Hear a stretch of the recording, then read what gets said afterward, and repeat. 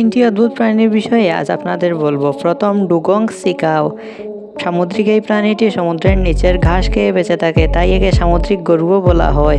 হাজার বছর ধরে তেল এবং মাংসের জন্য এই প্রাণীটি শিকার করা হচ্ছে, তাই এর সংখ্যা কমছে। দ্বিতীয়, পিঙ্ক ডলফিন।